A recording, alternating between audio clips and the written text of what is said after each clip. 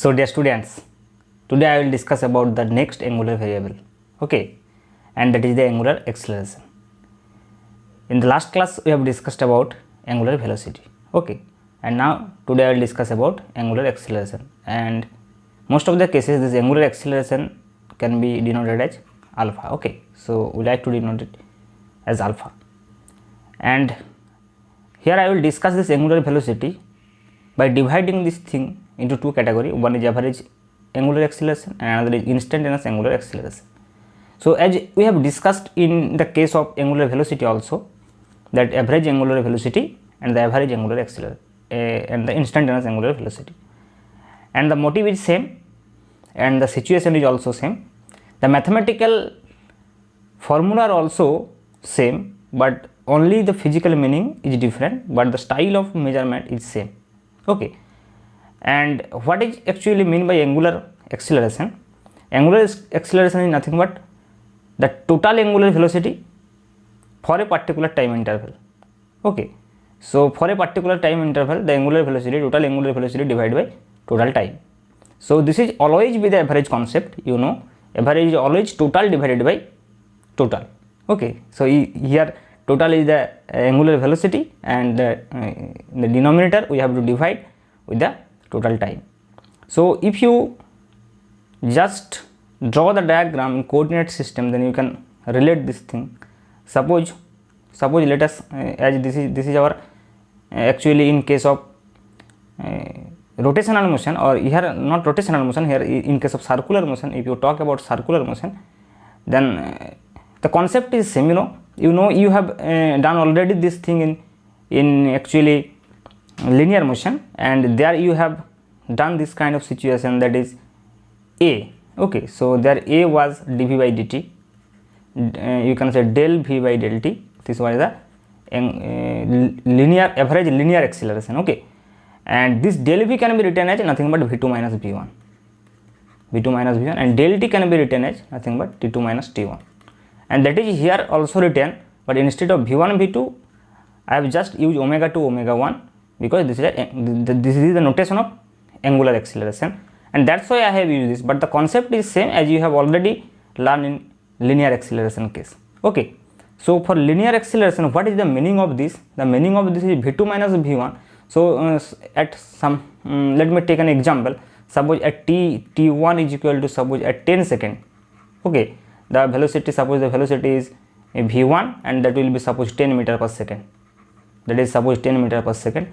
And similarly at some later time, suppose t2 is equal to 20 second, and let me take this v2 as 20 meter per second, okay. So what is the velocity? 10, so change in velocity 10 to 20, so the net change of velocity is 20 minus 10, that is 10 meter per second. So in the numerator you will get 20 minus 10, for velocity you will get del v, and that is 20, that is v2 minus v1, and for del t, that is t2 minus t1, that is also 10. I have kept this example like this, okay. So this is a very beginning of this average thing. When I have discussed about the average acceleration in linear motion case, then I have discussed all this thing in detail. So here just you have to replace the notation with some angular velocity, and time is same in linear case and in angular case also, in circular motion also, but the only difference is the notation, okay, but the concept is same.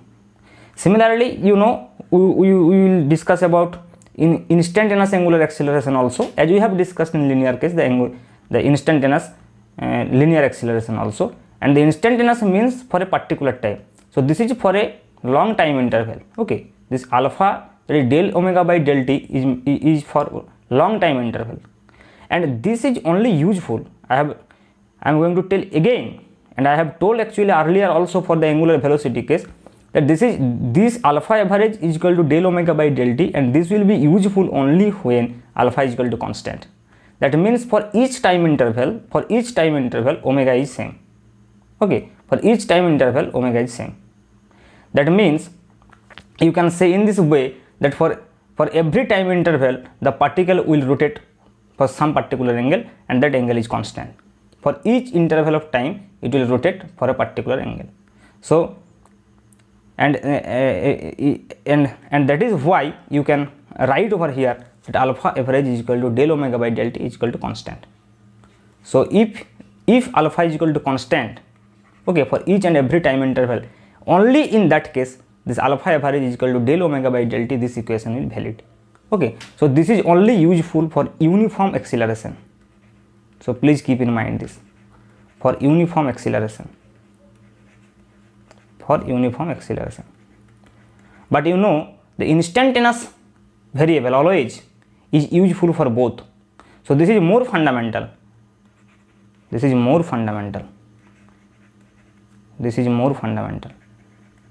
okay, because this will be useful for non-uniform case as well as for uniform also. Okay, and this is what this will give you. This will give you the acceleration at a particular time, because if you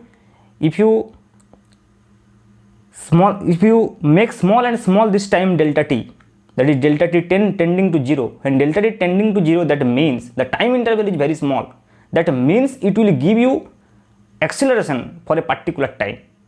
Okay, so that's why it is more useful, because if you know the acceleration for each and every time, then obviously you can understand or you can derive the acceleration for a particular time interval.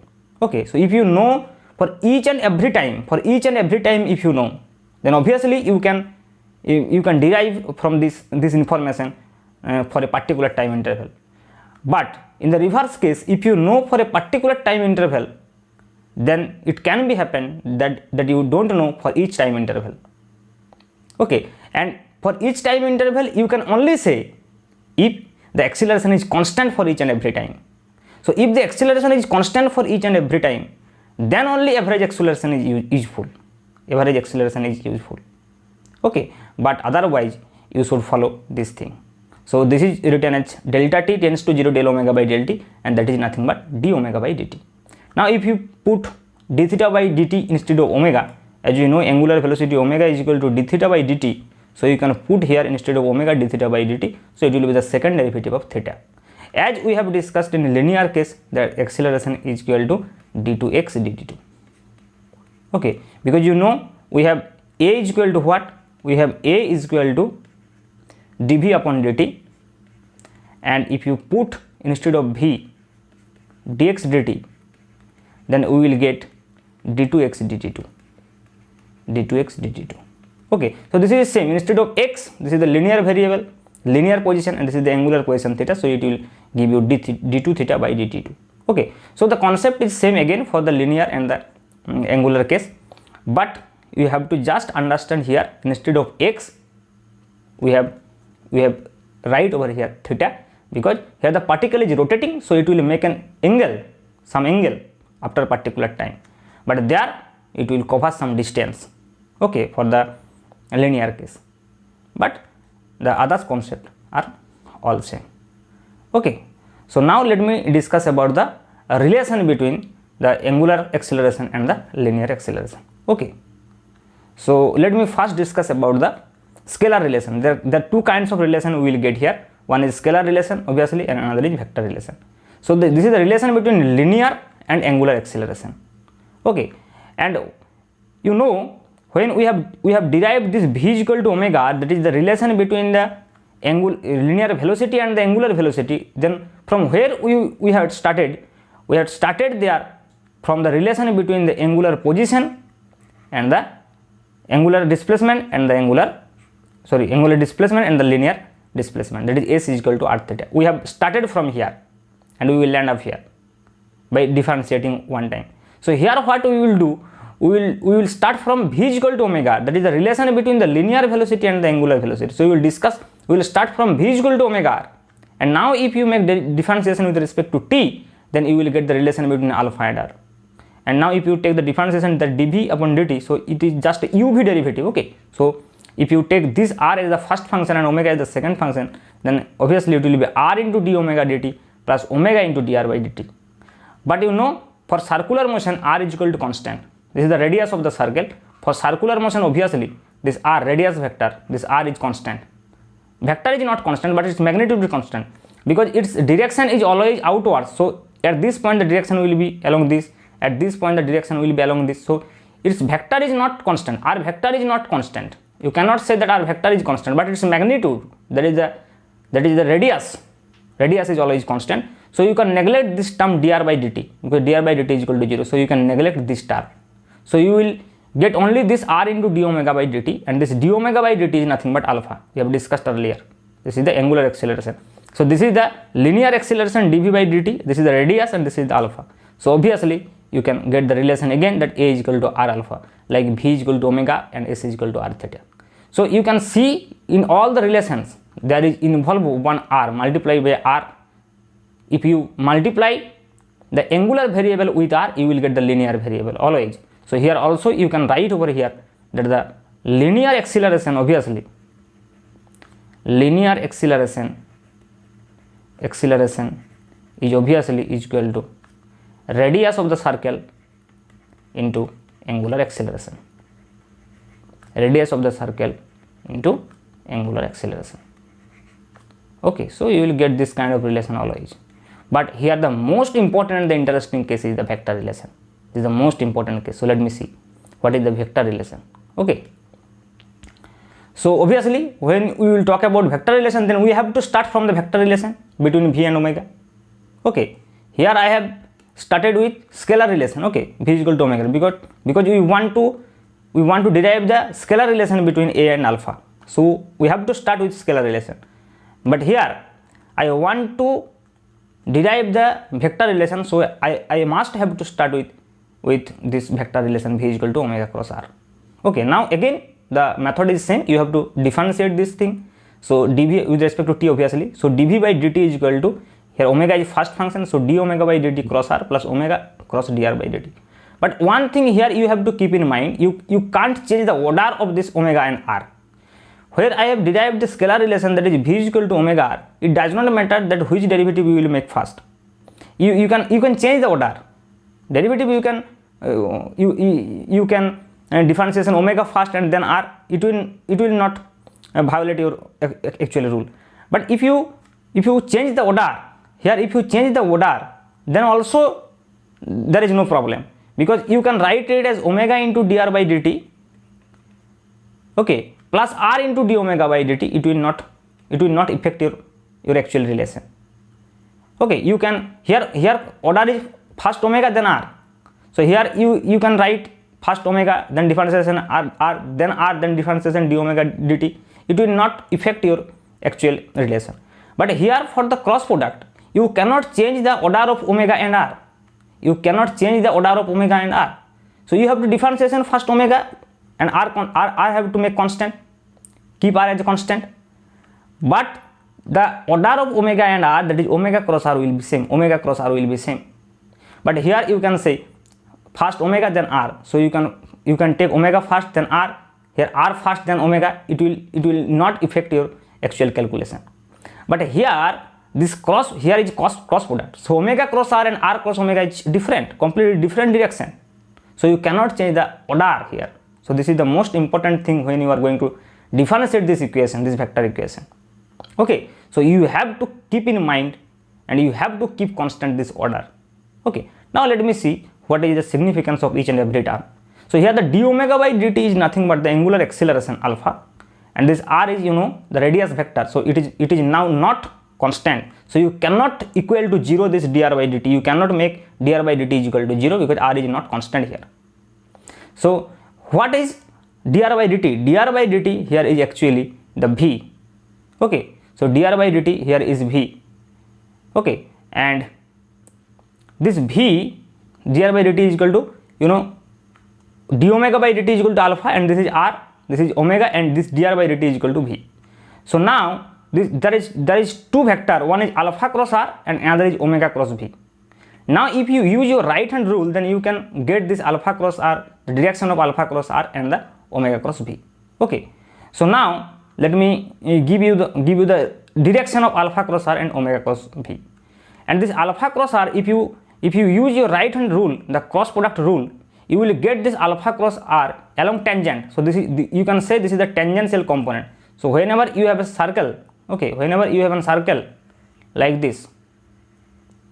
So always you have two component, one is the tangential component and another is the radial component.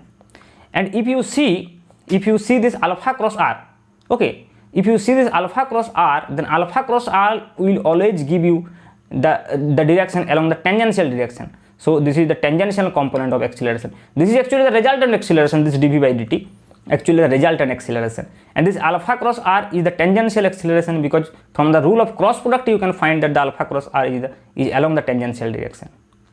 And this omega cross v, again by using cross product rule you can get this omega cross v is along radial direction, So this is the radial component of acceleration and this is the tangential component of acceleration, and a is the resultant of at and ar. Okay, now how you can get this alpha cross r by using your right hand rule. So let me give you the right hand rule. So you have to place your right hand, okay, first along alpha, okay, because you have to derive alpha first, okay. So if you have to make alpha cross r, so you have to take first alpha vector then r vector. So you have to first keep your right hand like this along alpha, okay, and alpha is along which direction? Alpha is along axis. So if you have an axis like this, so your circle will be along this plane, okay, along this plane. So if this is your plane of circle and if this is your axis, then what you have to do, you have to just keep your hand like this along this alpha. Now you have to see in which direction r is along outward direction. So you have to make your finger like this, okay. And now if you curl your finger from alpha to r, then you can see your thumb will give you the direction of alpha cross r, and that is along the tangential direction, okay. So if you put your hand, the r is along radial direction, okay. So you have to keep your hand like this, and if you curl this from alpha to r, then your thumb will give you the direction that is along tangential direction, okay. Now if you talk about omega cross v, now omega is along along the axis. So you have to make your hand like this, and then you have to find v, and v is along which direction? V is along the direction tangential direction, okay. So you have to, so tangent is along this direction, so you have to take your hand like this and you have to curl your finger along v. So your thumb will give you along the radial direction, that is along the center. So you will get this as the radial component and this is the tangential component. So you have to use the rule of cross product, just right hand rule of cross product. You will find easily that alpha cross r is the tangential component and omega cross v is the radial component, okay. And a is obviously the resultant, and here at and a are perpendicular to each other, obviously one is along this direction, another is along this. So the resultant will be along this direction. So let me give you in the next page also, okay. So this is the actual case. So this is the AR and this is the AT and this is the resultant acceleration. Now you can find that alpha and r are perpendicular to each other. So you have AT is equal to alpha cross r, and you know a cross b is nothing but AB sin theta. So here alpha r sin 90, because r is along radial direction and alpha is along axis. So axis is always perpendicular to the plane and r is along the plane. So obviously the angle between alpha and r is 90 degree, and similarly the angle between omega and v is also 90 degree. So you will get the magnitude of tangential acceleration, that is alpha r, and the radial acceleration will be omega v. So it will be alpha r and omega v, okay. So now you can write this alpha r in another form also, because alpha is nothing but d omega by dt, and now if you take this omega inside, because r is constant here, this magnitude is always constant but vector is not constant. So ddt of omega r, and this omega r is the tangential velocity, so it will be nothing but dvt upon dt.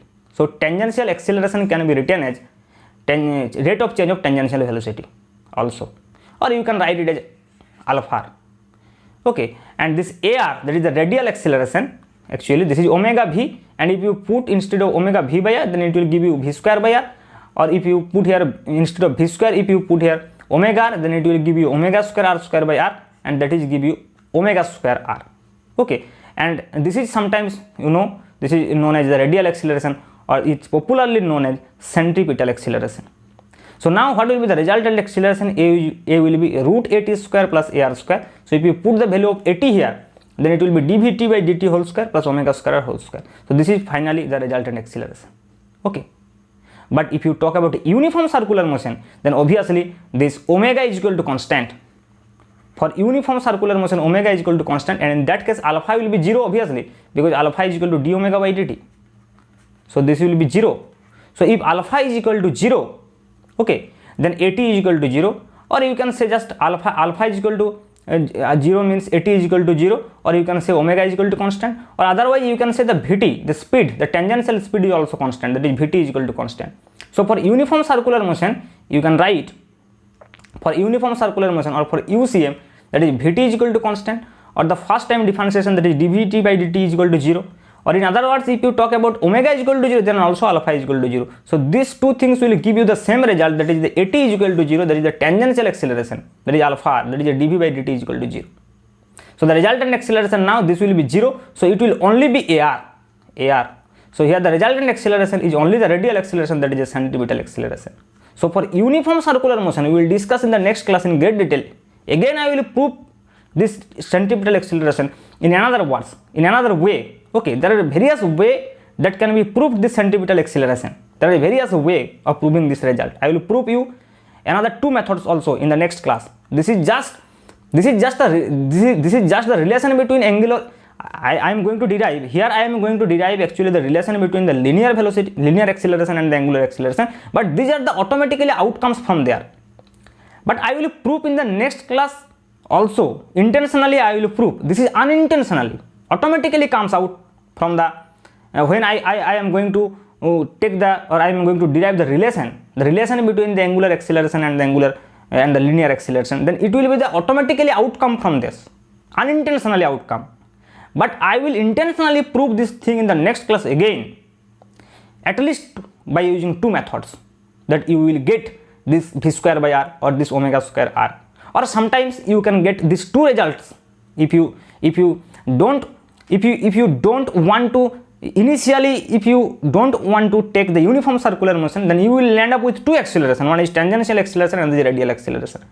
But if you take from the very beginning that this is the uniform circular motion, then obviously you will end up only 1 acceleration, that is the radial acceleration.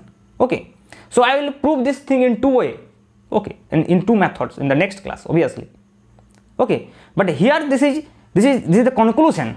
Here also you can draw the conclusion from the relation between angular acceleration and the angular and the linear acceleration, that here also the complete thing actually come out here. Actually you no need to analysis if you don't want to know it, but I will tell you in another way also that how it will come. This is more than enough. What I have done here for the circular motion case, for the acceleration of the circular for the particle executing circular motion, it has 2 acceleration. One is the radial acceleration and another is tangential acceleration, and the thing that I have derived here is more than enough. But still I will discuss with you. Okay, at least using 2 methods, that how you can derive the centripetal acceleration. Okay, so I will discuss in the next class. So for today, thank you. Okay.